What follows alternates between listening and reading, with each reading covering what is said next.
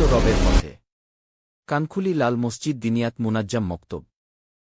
দেখো 3 পৃষ্ঠা পরেই আছে। 3 পৃষ্ঠা খোলো। হ্যাঁ, পেয়েছো? ঠিক আছে, এবার সবাই বলো বিসমিল্লাহির রহমানির রহিম। বিসমিল্লাহির রহমানির রহিম। আলিফ লাম মিম। আলিফ লাম। ফাম্মাল ইয়াতীমা ফালা তাকহার وأما السائل فلا تنهر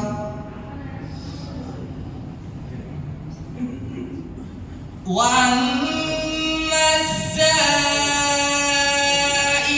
فلا تنهر وأما بنعمة ربك এবারে তুমি আমার সাথে তোমাকে মানা করেছি, তুমি তিনবার আমার শর্তকে অস্বীকার করেছো, তোমাকে আমি বের করব।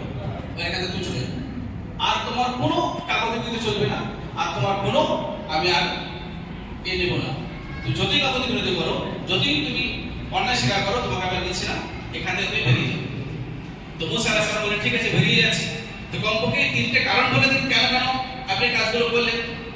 তো ওর প্রথম কারণ যে নৌকাটা উঠেছিলাম, যেটা ভেঙে দিয়েছি, আগে যে কিছু দস্যু দল আছে, যে দস্যু দল যত নতুন নতুন নৌকা এখান থেকে যায়, তারা সেটাকে ছিনতাই করে ফুল কেড়ে নেয়, নৌকা ফিরিয়ে দেয়। এই নৌকাটা ভেঙে দিলাম, ভাঙাটা দেখে আর হাত কেড়ে নেবে না। এই যতটুকু ভেঙেছে, এই ব্যক্তি গরিব মানুষ, ওকে ঠিক করে নিতে পারবে, কিন্তু যদি পরিপূর্ণ নৌকা নিয়ে নেয়, বেচারা কিনতে পারবে না, ওর কাছে অত ক্ষমতা নেই। এই জন্য ভেঙে দিয়েছে। বলো আচ্ছা, বলে দেওয়াটা কেন ঠিক করলে? বলে যে ব্যক্তি দেওয়াটা ছিল, সে খুব নেক মানুষ ছিল, দুনিয়া থেকে চলে গেছে, ওই দেওয়ালের নিচে তার সন্তানের জন্য কিছু অর্থ জমা করে রেখে গেছে। কেন 3টে জ্ঞান নিয়েছে? মাঝখানে প্রশ্ন করেছে শর্তের বাইরে কাজ করেছে, তাই তো? শর্তের বাইরে কাজ করার জন্য মাঝ রাস্তা থেকে বেরিয়ে যেতে হয়েছে। ঠিক তো? আমরা গার্জেনরা যারা আছি, আমরা 5 বছর শর্ত দিয়ে বাচ্চাকে ভর্তি করেছি। কেন 5 বছর ভর্তি করার পরে হচ্ছে কি, যখন বাচ্চা কোরআন ধরে নিচ্ছে, বাইবল পড়তে পারছে, নিজের মাথা মারা শুরু করেছে, মাথা মারা শুরু করে তার মধ্যে শারীরিক ভদ্রতা না আসবে, তো মক্তবে কেন পাঠিয়েছেন? মক্তব তো সেটাই, বাচ্চার মধ্যে তারবিয়ত আনতে হবে, তার মধ্যে নামাজ আসবে, তার মধ্যে আখলাক আসবে, সে উত্তম চরিত্রবান হবে, এটাই উদ্দেশ্য আমাদের। আমরা যদি এই জায়গাটায় প্রশ্ন করি শিক্ষককে, তো ভাবুন যে শিক্ষক আপনার বাচ্চাকে দীর্ঘ 4-5 বছর ধরে তার তারবিয়তের জন্য, তার তালিমের জন্য নিবিড় মেহনত করে যাচ্ছে, আর সেই শিক্ষককে যখন আমি এই প্রশ্নটা করছি তুমি কেন বলবে, তাহলে আপনার বাচ্চাকে শিক্ষিত দিয়েছেন কেন? কথা বোঝা গেল ভাই? এটা অনেক দুঃখজনক হবে। এবং আগামী দিনে আমাদের সমাজে এইকে দূরে সরিয়ে দেওয়া, ওলামাদেরকে এর থেকে দূরে সরিয়ে দেওয়া অনেক বড় কারণ একটা, আমার একটা কথা, আমার একটা কাজ, ভুল সিদ্ধান্ত, এটা কিন্তু সমাজের অনেক বড় খারাপ প্রভাব ফেলতে পারে। এই যে কোনো একটা শিক্ষক আছে 80-90টা বাচ্চা পড়ছে, আমি একটা এমন দুঃখজনক কথাকে বললাম, সে বলল কি ভাই আমি কাজ করতে যাচ্ছি, তোমার কথা তুমি শিখিয়ে লাভ কারণ ক্ষতি কারণ বলুন, সে কাজটা যেখানে যায় করে নেবে, কিন্তু এই যে কথাটা এই আমার ভুল কথা হয়েছে, তাহলে আমাকে একজন শিক্ষক হিসাবে তার সম্মান করা উচিত, তাকে তার যে হকটা, সেই হকটা আদায় করে কথা বলা উচিত। আমার কোনো কথা বলার কোনো বিষয় ঠিক আছে, ছাত্রদের সামনে না বলে পার্সোনালি আমাদের অনেক সিনিয়র একজন আছে, তাদের সঙ্গে আলোচনা করি এবং সেটাকে সলভ করার চেষ্টা করি। এমন কথা বা এমন কাজ আমি কেন করবো যেটা আমার শুধু বক্তব্যের জন্য নয়, বরং বাচ্চাদের শিক্ষার জন্য অনেক বড় ক্ষতি হবে। আমরা অনেক কথা, অনেক কাজ এমন করে বেরিয়ে গেছি, শিক্ষকের মন থেকে উঠে যাচ্ছে, সেই বাচ্চার জন্য ধ্যান দেবে করতে, যেহেতু তার প্রতি সে আন্তরিকতা আস্তে আস্তে উঠে যাচ্ছে। তো প্রিয় ভাইরা, বলা হতো সমাজ এটা যে আমরা মক্তবের সিস্টেমের প্রতি হোক, শিক্ষার প্রতি হোক, তালিম ও তারবিয়তের প্রতি হোক, কোনো বিষয়ে আপত্তিকর থাকে, কখনো যদি সমস্যা হয়, আমরা সেটা বসে আলোচনা করব, সমালোচনার মাধ্যম দিয়ে কাউকে অসম্মান করে তার সমাধান করে দিতে হবে। কথা বোঝা গেল? এটা আমরা প্রত্যেক খেয়াল রাখবো। এরপর একটা গুরুত্বপূর্ণ বিষয় আমি আপনাদের বলছিলাম, সেটা হলো ফাদার্স কি রুলস ইন গ্রোথ, অর্থাৎ একটা বাচ্চার জীবনে একটা গার্জিয়ানের পিতার কি ভূমিকা থাকা উচিত। একটা বাবার জন্য তার তার বাচ্চার জীবনে কি ভূমিকা থাকা উচিত। এখানে একটা ছোট্ট ঘটনা শোনাচ্ছি। হয়তো ওমর রাদিয়াল্লাহু আনহু একসময় নসিহত করছিলেন। তো নসিহত করতে করতে তিনি কথা বলছেন যে প্রত্যেক সন্তানের উপরে বাবাদের জন্য কিছু হক আছে, অধিকার আছে, তার জন্য এই কাজ করতে হবে, ঠিক আছে। তো কথা বলা শেষ হওয়ার মাঝেই একজন নওজওয়ান উঠে দাঁড়ালেন, ইয়া আমিরুল মুমিনিন আসআলুক ইলাই, আমি তোমার কাছে কিছু জিজ্ঞাসা করতে চাচ্ছি, কিছু প্রশ্ন আমার কাছে আছে। তো বলে কি প্রশ্ন আছে বলো।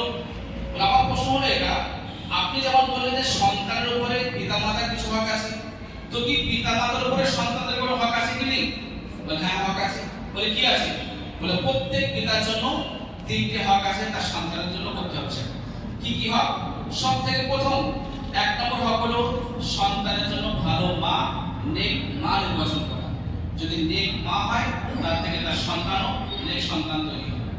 এক নাম্বার দুই, সন্তান যখন দুনিয়া আসছে, সন্তান দুনিয়া আসার পরে তার জন্য ভালো নাম নির্বাচন করা।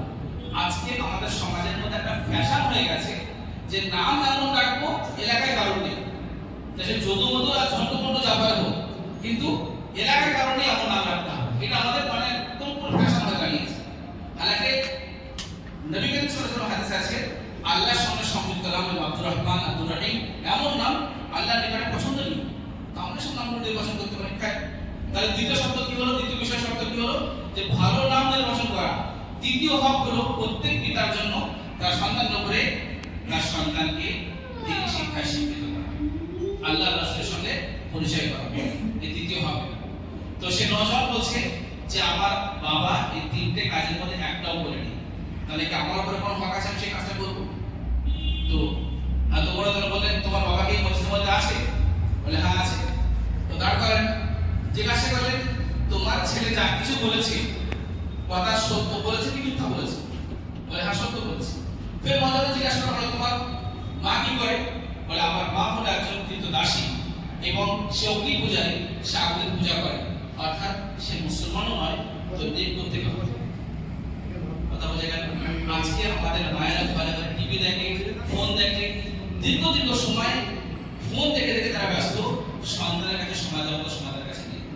তো এই সমস্ত মায়েদের সন্তান নেক করতে হবে। কথা বোঝা গেল ভাই?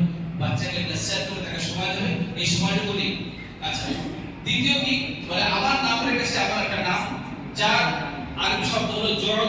জল শব্দের অর্থ হলো নালীতে যে মানে কীট পতঙ্গ হয় না, ছোট ছোট মানে পোকা হয়, দেখা যায় পোকামাকড়। তো আমার নামের মানে হলো নারীর পোকামাকড়, যাকে দেখে সব মানুষই ঘৃণা করে। তাহলে আমার নাম রেখেছে, তাহলে আমার আখলাক চরিত্র ভালো হতে পারে, কোনদিন ভালো হবে। সুতরাং বাচ্চার নাম ঠিক রাখা উচিত। দ্বিতীয় কি?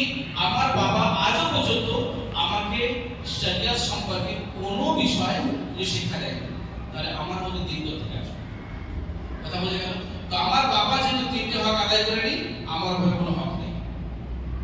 তো সম্মানীয় বাবারা, আজকে আমরা যে প্রশ্ন করি, একটু আগে হুজুর বলছিলেন যে সন্তান সঠিক লালন না হওয়ার কারণে, নেক বা সৎ না হওয়ার কারণে মানুষের ব্রেন খারাপ হয়ে যায়, বিভিন্ন রোগে তৈরি হয়।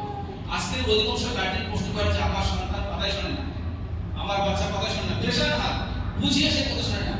এই যে মানসিক রোগে পড়ছে কেন? তাকে নেক তৈরি করুন, তার তারবিয়ত ভালো করুন, এবং যে তারবিয়ত করছে শিক্ষক তাকে সম্মান করুন, আপনার বাচ্চা এমনি তারবিয়ত ভালো হবে। কথা বোঝা গেল ভাই? তো এই যে তিনটে হক বললাম, এই তিনটে হককে সঠিকভাবে যদি আমরা আদায় করি, আমার সন্তানের তারবিয়ত সুন্দর হবে এবং ওর তালিম ইত্যাদি বিষয়গুলো সুন্দর হবে ইনশাআল্লাহ। তো প্রত্যেক বাবার জন্য কি করণীয় আছে? এই তিনটে হক আমরা প্রত্যেকে আদায় করব ইনশাআল্লাহ। প্রথম মাদ্রাসা হওয়া, অর্থাৎ মায়ের কোল থেকে বাচ্চা যা কিছু শিখে আসে, দুনিয়ার এত বড় তারবিয়ত অন্য কোনো জায়গায় সে পাবে না। বুঝে গেল? একটা মা বাচ্চাকে যত সুন্দর ভাষা, যত সুন্দর কথা, যত মধুর ভাষা এবং যত ভালোবাসা শেখাতে পারে, এত সুন্দরভাবে কেউ শেখাতে পারবে না, অর্থাৎ একটা মা শেখাতে পারে। নাম্বার দুই, প্রত্যেক মাকে ইসলামী আদর্শে আদর্শিত হওয়া, অর্থাৎ তার জন্য সবচেয়ে প্রথম শর্ত হলো যে শরীয়তের হারাম থেকে বেঁচে থাকা, অর্থাৎ মোবাইলে হারাম জিনিস না দেখা, না শোনা, না বলা, এবং নামাজের পাবন্দি করা। ইসলামী আদর্শে আদর্শিত নামাজ এমন একটা বিষয়, এমন একটা আদর্শ তৈরি করে যেটা কোরআনে কারিমে আল্লাহ তাআলা খুব বলছেন, ইন্না সালাতা তানহা আনিল ফাহশাই ওয়াল মুনকার, নামাজ সমস্ত বেহাই এবং অশ্লীল কাজ থেকে মানুষকে দূরে রাখে। এজন্য যদি মায়েরা সঠিক নামাজি হয় তো বাচ্চার চরিত্র ইনশাআল্লাহ উত্তম হবেই হবে। দ্বিতীয় হলো যে প্রত্যেক বাচ্চাকে, ছোট ছেলে হোক বা মেয়ে, মডার্ন ফিতরা থেকে তাকে দূরে রাখা। এখন মডার্ন ফিতরার মধ্যে সবথেকে বড় ফিতরা হলো আপনার কাছে মোবাইল। এর থেকে বড় ফিতরা কিছু নেই। তো চেষ্টা করুন যে কোনো প্রকারে বাচ্চাকে মোবাইল থেকে দূরে রাখা, অন্যথায় বাচ্চাকে আপনি কোনো ক্রমে না পর্দা করাতে পারবেন, না ভালো ভালো শেখাতে পারবেন, না তাকে নামাজি বানাতে পারবেন, না তাকে কোনো তালিবাত করাতে পারবেন। এজন্য বাচ্চাকে মডার্ন ফিতরা অর্থাৎ মোবাইল থেকে খুব ভালোভাবে তাকে দূরে রাখুন, তবে কিন্তু সে ঠিক শিখতে পারবে। তৃতীয় হলো বাচ্চার মধ্যে হালাল ও হারামের জ্ঞান তৈরি করুন। কোন জিনিসটা হালাল, কোনটা খাওয়া হালাল, কোনটা বলা হালাল, কোনটা দেখা হালাল, এটা বলুন। কোনটা খাওয়া হারাম, কোনটা দেখা হারাম, কোনটা বলা হারাম, এগুলো থেকে শিক্ষা দিতে হবে। একটা মায়ের জন্য একটা কর্তব্য দায়িত্ব, তবেই কিন্তু আমাদের সন্তানের মধ্যে সে তারবিয়াতগুলো তৈরি হবে ইনশাআল্লাহ। সর্বশেষে আমরা পিতা এবং মাতা উভয় মিলে বাচ্চার জন্য নেক হাওয়ার দোয়া করব। বুঝা গেল ভাই? আমরা প্রত্যেকেই সন্তানকে ভালো জায়গায় দেখতে চাইলে তার জন্য দোয়া করব যে আল্লাহ আমার সন্তানকে নেক বানিয়ে দিন। দেখুন নবী করিম সাল্লাল্লাহু আলাইহি ওয়াসাল্লাম একটা দোয়া প্রায় প্রত্যেক নামাজের পরে করতেন, ইয়া মুসাররিফাল কুলুব সাররিফ কুলুবানা আলা তাআতিক। হে আল্লাহ, আপনি আমার দিলের মালিক, আপনি আমার দিলকে, আমার অন্তরকে আপনার অনুগত করে দিন। কে বলছেন? নবী সাল্লাল্লাহু আলাইহি ওয়াসাল্লাম খুদ বলছেন। তো আমি যদি আমার অন্তরের সঙ্গে আমার বাচ্চার জন্য একই রকম চাই যে আমার বাচ্চার অন্তরকে আল্লাহ আপনার রাস্তায় অনুগত করে দিন, তাহলে এই বাচ্চাটা নির্জনে হোক, কোনো বন্ধ রুমে হোক, চারিদিকে ইন্টারনেট ব্যবস্থা হোক না কেন, এই হারাম জায়গায় কিন্তু যাবে না। অন্যথায় আজকের একটা বাচ্চাকে আপনি ইন্টারনেট ভরে দিয়ে একটা রুম বন্ধ করে দিন, দেখুন দুনিয়ার কোন কোন প্রান্তে পৌঁছে যাবে আপনি ধারণা করতে পারবেন।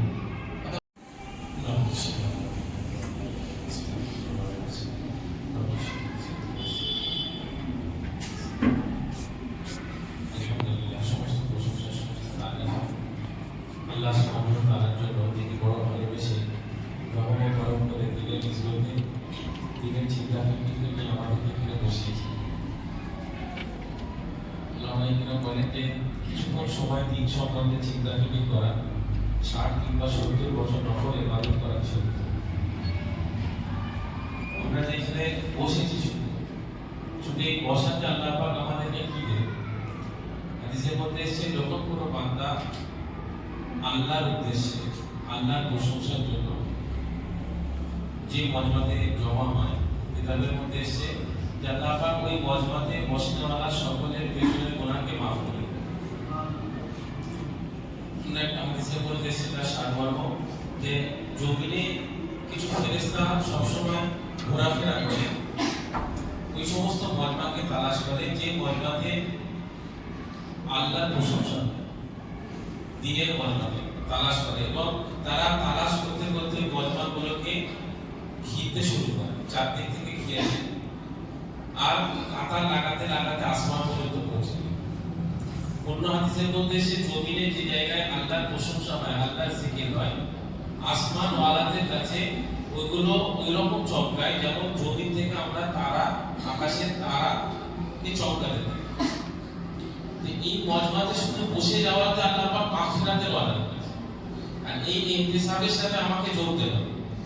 মজমায় 3 রকমের লোক থাকে। হাদিসের মধ্যে এসেছে যে একটা তবকা, যেমন জমি, কোন একটা জমিনে মুষলধারে বৃষ্টি হয় আর সেই জমি সেই বৃষ্টিটাকে শোষণ করে আর ফসল উৎপাদন করে। আর একটা জমি এমন হয় যে নিজে ফসল উৎপাদন করে না, কিন্তু ওই বৃষ্টির পানিটাকে ধরে রাখে। আর একটা জমি হয় যে যেখানে বৃষ্টি পড়ার পরে, অনেক বৃষ্টি হওয়ার পরেও সে নিজে ফসলও পাথরে জমি, আর সে ফসলও উৎপাদন করে না, আর সেখানে পানিও জমা থাকে। তাই তো হাদিসের মধ্যে হুজুর আমাদের কত সুন্দর করে বুঝিয়েছেন উদাহরণ দিয়ে। তো আমাদের মধ্যেও 3টে তবকার মানুষ সবসময় থাকে। একটা তবকা যারা যখন কোনো দিনের কথা আলোচনা হয়, ইলমের কথা আলোচনা হয়, আল্লাহ এবং আখিরাতের আলোচনা হয়, তো সে সেটাকে নিজের মধ্যে নিয়ে আসার চেষ্টা করে এবং আমলে পরিণত করে। এরা হচ্ছে ওই জমি যে জমিতে বৃষ্টি হওয়ার পরে সে ফসল উৎপাদন করে। দ্বিতীয় জমি যেটা, সেটা হলো যে সে নিজে ফসল উৎপাদন করে না, কিন্তু সে ওই পানিটাকে ধরে রাখার কারণে অন্যান্য জীবজন্তু পশু, যদি তোমার কাছে একটা হাদিসও পৌঁছে যায়, একটাও ভালো কথা পৌঁছে যায়, তুমি সেটা অপরের কাছে পৌঁছে দাও। এটা আমাদের পুরো উম্মতের জন্য দায়িত্ব। আর যখন আমি এটা অপরের কাছে পৌঁছাবো, তো এতে কি হবে? বলা হয়েছে যদি কোনো জিনিস নিজের মধ্যে আনতে চাও, তার মোজাকরা বেশি বেশি করে করো, তার আলোচনা বেশি করে করো। অর্থাৎ আমি যদি এই যে কথাগুলো এতক্ষণ শুনলাম, মানুষের পরিবর্তনের জন্য একটা কথাই যথেষ্ট। কোনো একটা কথা যদি আমার দিলের মধ্যে ঢুকে যায়, আমার জিহ্বার পরিবর্তন এসে যায়, যে না আজ পর্যন্ত যা করেছি ভুল করেছি, আমার নামাজটা ঠিক হতো না, আমাকে আমার সন্তানের প্রতি আমি সময় দিতে পারিনি, আমার পরিবারটাকে আমি ডিসিপ্লিনের মধ্যে আনতে পারিনি, আমার পরিবারে আমার স্ত্রীকে, আমার সন্তানকে আমি আল্লাহ এবং আখিরাতমুখী করতে পারিনি, আমি এদেরকে সুন্নাত তরিকায় জীবনযাপন করা শেখাতে পারিনি। যদি এতটুকু যদি আমার দিলের মধ্যে এহসাস জন্মে যায়, তো আজকের গার্জেন মিটিং সাকসেস। আর যদি পুরো মজমা যদি খুব ভালো বায়ান শুনলাম, খুব ভালো, হ্যাঁ খুব ভালো বায়ান হয়েছে, খুব ভালো লেগেছে, আর যদি এহসাস অন্তরের মধ্যে না আসে, কারণ হচ্ছে ওই জমির মতো যেখানে বৃষ্টি বর্ষণ হয়, সে না নিজে শোষণ করে ফসল উৎপাদন করে, আর না সে বৃষ্টির পানিতে ধরে রাখে, বরং সেখানে বৃষ্টি হওয়ার পরে সেই পানিটা প্রবাহিত হয়ে চলে যায়। অর্থাৎ এরা ওই সমস্ত মানুষ যে যাদের সামনে জ্ঞানের কথা দিনের মোজাকেরা হওয়ার পরেও সে না নিজে উপকৃত হয়, না অপরকে উপকৃত করে। একদিনের অ্যাবসেন্ট করা বাচ্চার 40 দিনের নূর চলে যায়। এই জন্য আমরা অ্যাবসেন্ট কমাবো ইনশাআল্লাহ। আর একটা কথা শুরুতেই বলেছে, আবার রিপিট করছি, বড় বাচ্চারা হুজুরদেরকে একদম গুরুত্ব দিচ্ছে না, হুজুরদের কথা পরোয়া করছে না। এই জন্য যাদের বাচ্চা 10 বছর, 11 বছর, 12 বছর হয়ে গেছে, তাদেরকে কাউন্সিলিং করতে হবে। এও একটা সিস্টেমের মধ্যে আছে। এই কাউন্সিলিং কত গার্জেন হতে এই প্রথমবার শুনছে, তো কাউন্সিলিং আমরা কিভাবে বাচ্চাকে কাউন্সিলিং করবো, এর একটা সিস্টেম আছে। তো ইনশাআল্লাহ আমরা শেখার চেষ্টা করবো ইনশাআল্লাহ।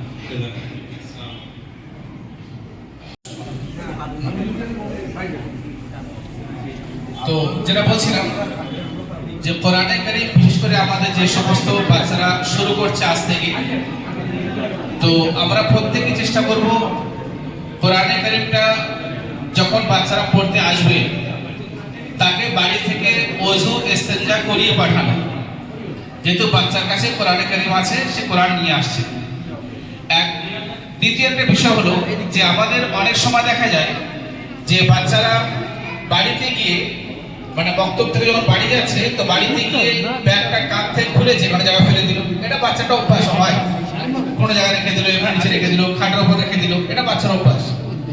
এখন যেহেতু বাচ্চার ব্যাগের মধ্যে কোরআন থাকছে, তো আগে থেকে একটু মায়েদেরকে সতর্ক করে দেবেন, বলে দেবেন যে একটা নির্দিষ্ট জায়গায় রেখে দিতে, এটা কোনো উঁচু জায়গায়, টেবিল হোক বা কোনো উঁচু জায়গা হোক যেখানে কোরআনের আদব করা যাবে, তো সেই জায়গায় যেন বাচ্চারা ব্যাগটা নিয়ে রাখে বাড়িতে।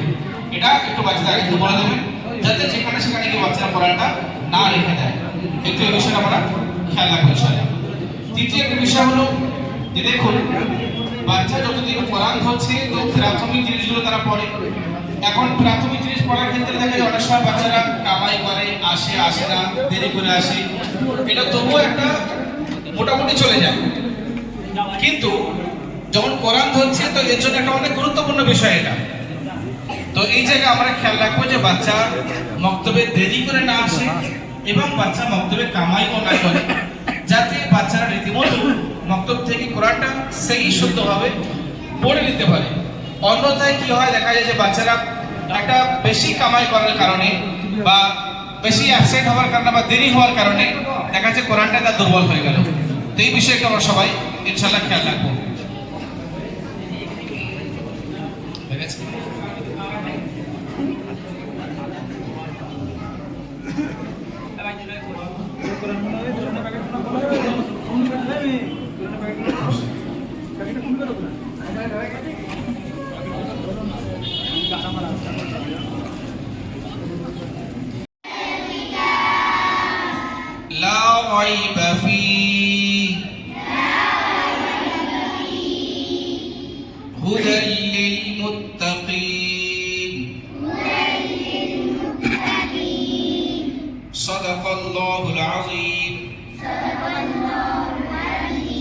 সবাই কোরআন বন্ধ করে দাও।